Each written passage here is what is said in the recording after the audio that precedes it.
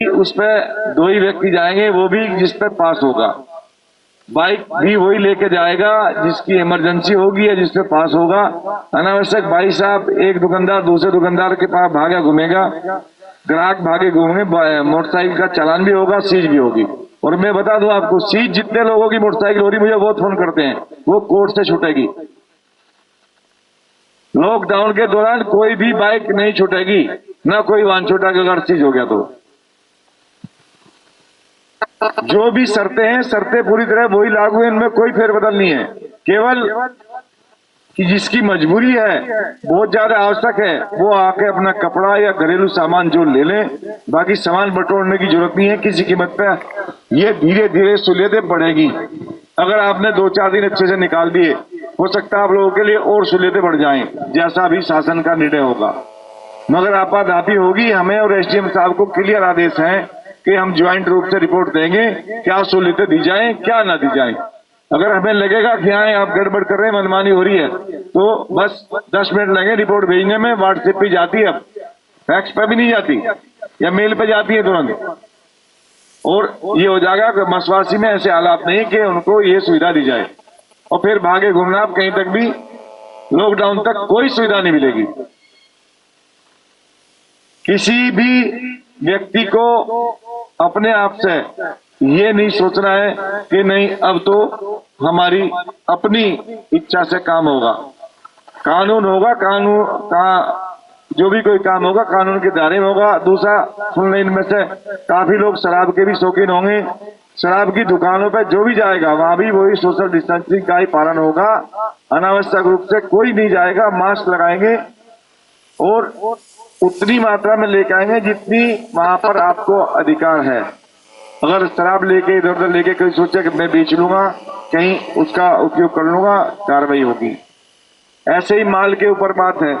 अगर ये ना सोचे कि दुकान में आज माल शॉर्ट है, इसकी कीमत बढ़ा दें। कई जगह मुझे खुद मास्क लोग इसको 40 रुपए का, 50 का, 60 का, एक दिन दड़ियाल में 80-80 रुपए का बिक रहा था शुरू में।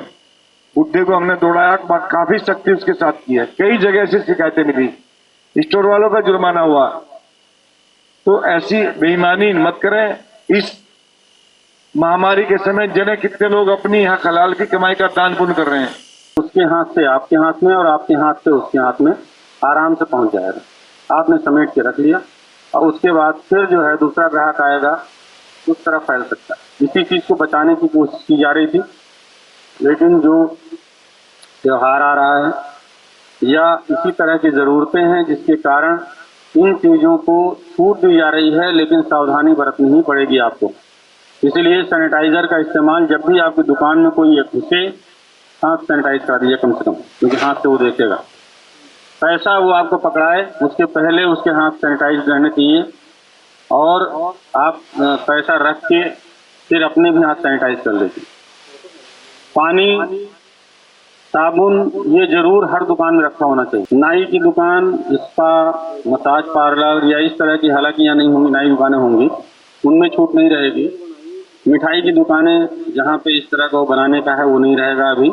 अभी केवल जो किराने की दुकानें हैं, कपड़े रेडीमेड गारमेंट्स की हैं, इलेक्ट्रॉनिक्स की हैं, मोबाइल रिपेयर शॉप हैं, चश्मे की दुकानें अगर हों, इसी तरह किसान के जो अस्त्र शस्त्र हैं उनके रिपेयर करने के, बनाने के, उनके नए जो खुरपी, फावड़ा, कुल्हाड़ी, ट्रैक्टर रिपेयर शॉप हैं, ये हमने पहले भी खोल रखे थे, छूट दे रखी थी।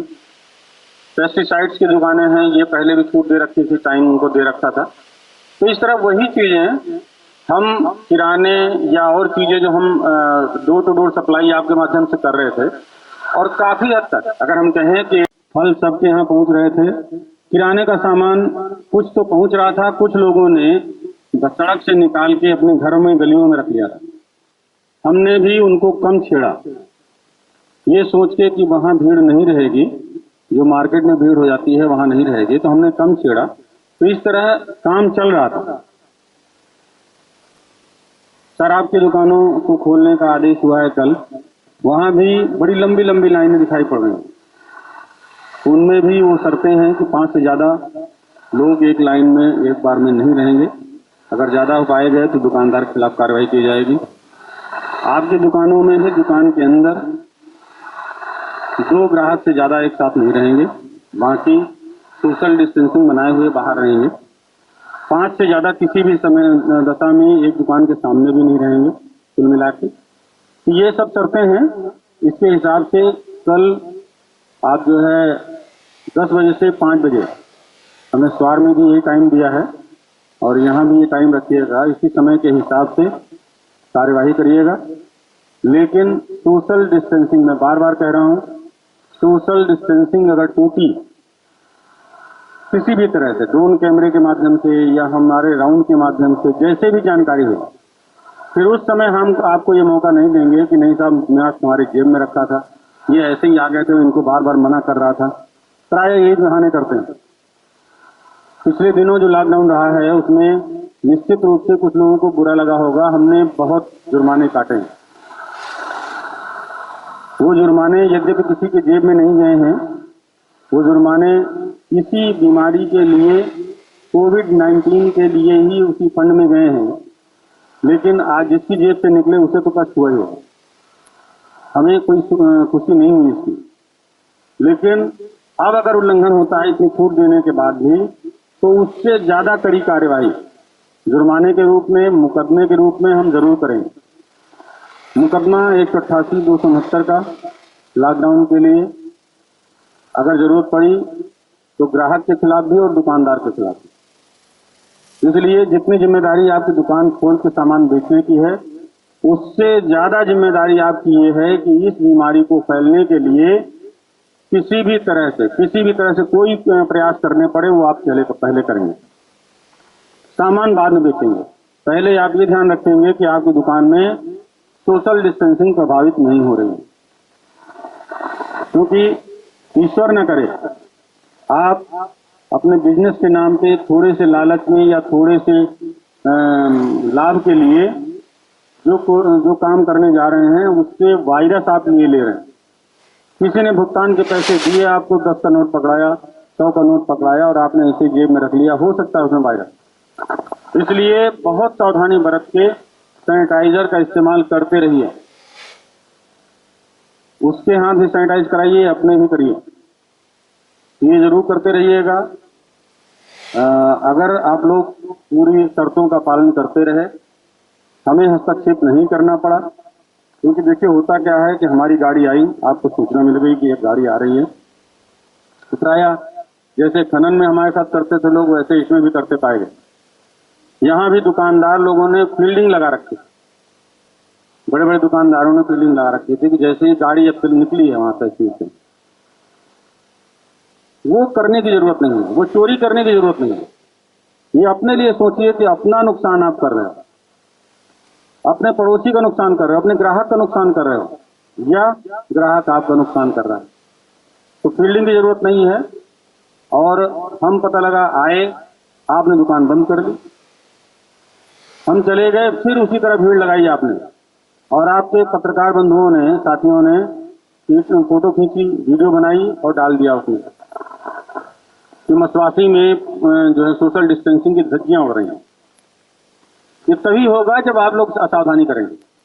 और एक बार ये निकला कि धज्जियां उड़ रही हैं, तो उतना ही साक्ष्य हमारे लिए काफी है, जो हमें ये वीडियो मिल जाएगा, उसी के आधार पर मुकदमा भी कर देंगे और उसी के आधार पर जो आपकी दुकान सील कर देंगे। तो इसलिए वो नौबत मत आने दीजिएगा, हमें ऐसी कोई कार्यवाही न करनी पड़े। प्रेम से आप भी अपना बिजनेस करते रहें और हमें भी ये सुकून रहे कि हमने आपको सुविधाएं दे रखी हैं, छूट दे रखी हैं, और आप भारत के नागरिक होने के नाते पूरे मनोयोग से लॉकडाउन के तहत या सोशल डिस्टेंसिंग के तहत जो जरूरतें बताई गई हैं उनका पालन कर रहे हैं। बस इतना ही मुझे कहना था। कि मेडिकल स्टोर के लिए डीएम साहब का आदेश आपने पढ़ा होगा, पेपर में निकला है कि 24 घंटे खुले रहेंगे। स्पष्ट है कि मेडिकल स्टोर में टाइमिंग का कोई शर्त नहीं, लेकिन सोशल डिस्टेंसिंग वहां भी मुक्त नहीं है। एक और चीज मैं बता दूं आपको कि जो सभी गाइडलाइंस हैं सेंट्रल गवर्नमेंट की भी और स्टेट गवर्नमेंट की भी और डीएम साहब का, सभी गाइडलाइंस में शाम को 7 बजे से सुबह 7 बजे तक किसी भी इंडिविजुअल का बाहर निकलना अवैध है, गलत है। यानी कि कोई भी आदमी 7 बजे शाम से लेकर सुबह के 7 बजे तक अनावश्यक बाहर नहीं निकलेगा। और बाद में जब निकलेगा तो वो बाइक में एक आदमी अधिकतम, पास के साथ कार में ड्राइवर के अलावा अधिकतम 2 आदमी 4 पहिया वाहन में। ई रिक्शे में अगर आप सामान ले जा रहे हैं तो वो चालक तो हैगा ही, जिसका सामान है उसके अलावा दूसरा आदमी नहीं होना चाहिए उसमें, ई रिक्शे में।